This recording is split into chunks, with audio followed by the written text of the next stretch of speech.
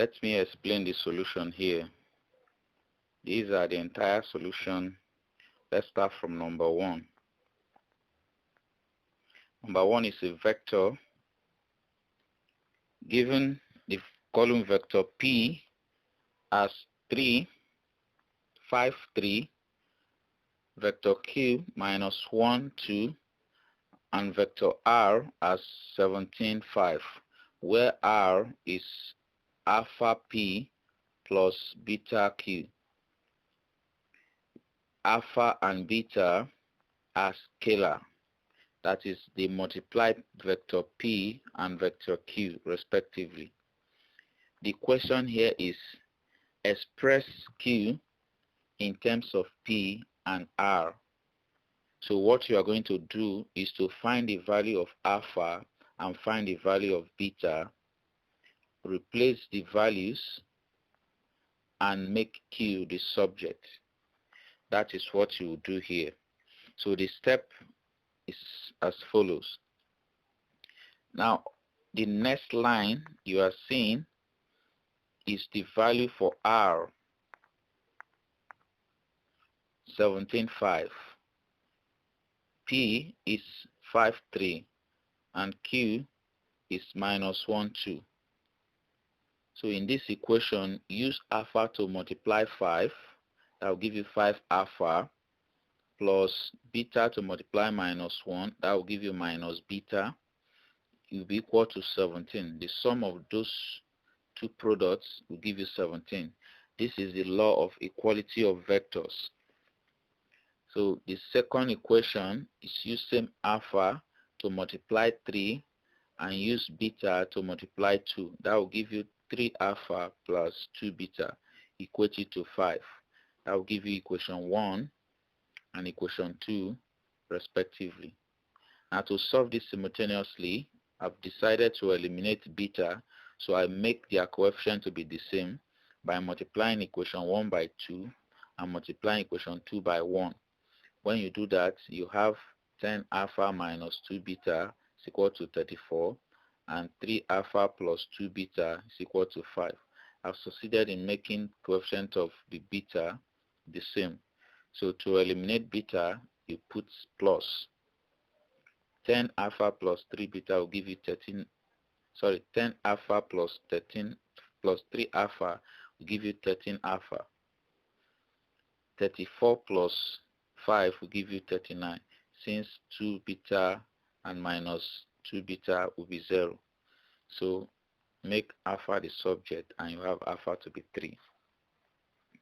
Substitute alpha as 3 in equation 1 or equation 2. I chose equation 1. So 5 times 3 minus beta will give 17. So make beta the subject and you have beta to be minus 2. Now in that same equation, don't forget this equation, replace alpha and beta. Alpha is 3, beta is minus 2. So when you replace them, you have this equation. Then from here, make Q the subject. When you make Q the subject, then this is your answer.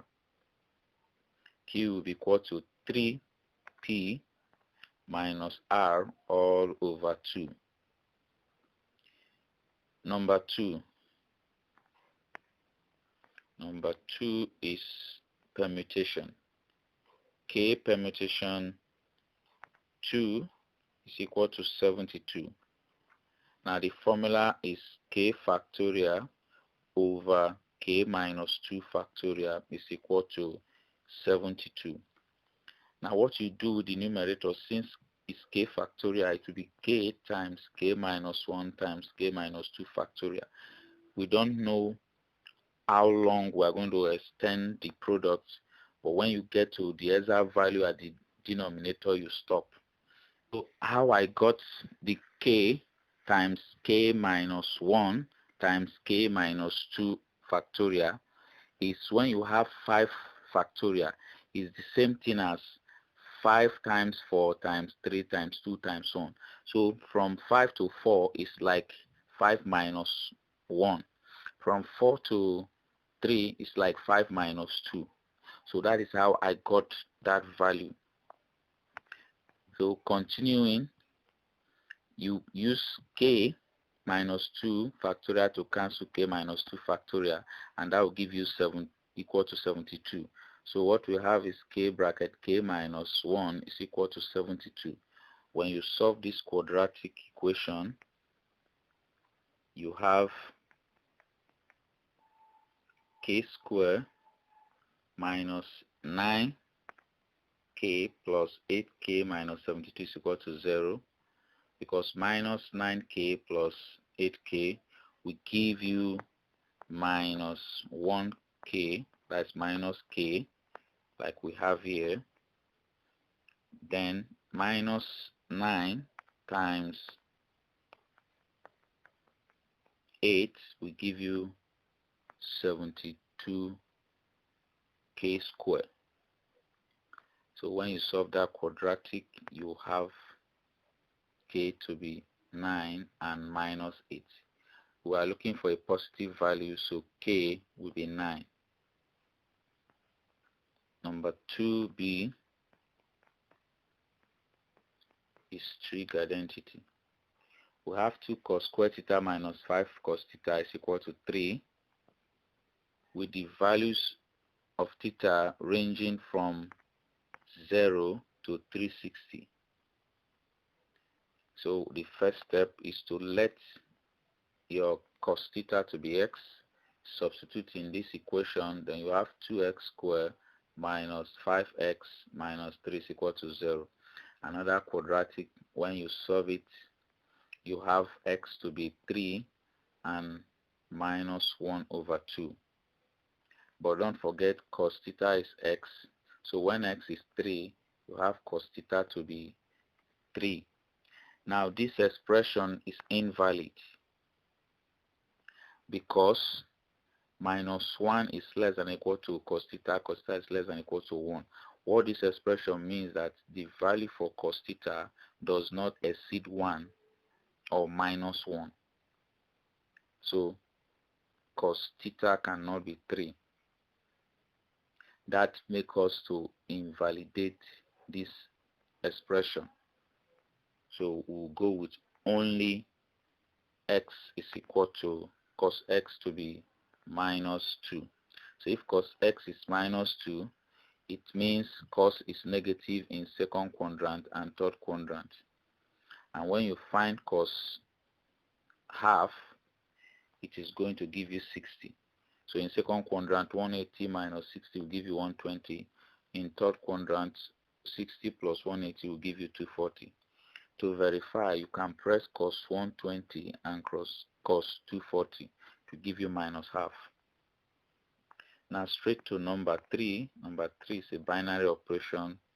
M star n is equal to m plus n plus 2. So we are asked to find the identity and inverse element. A will let the identity element to be E. So if you have E, then m star E will be m. That is the equation for identity element. So replace it in this equation. It means you are going to have m plus E plus 2 is equal to m. M cancel m, so E becomes minus 2. That is your identity element.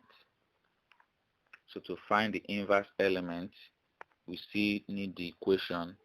When we let n prime to be the inverse element of n, then n prime star n will be equal to identity element. That is the equation. Don't forget, this is the equation for inverse element. Then this is the equation for identity element.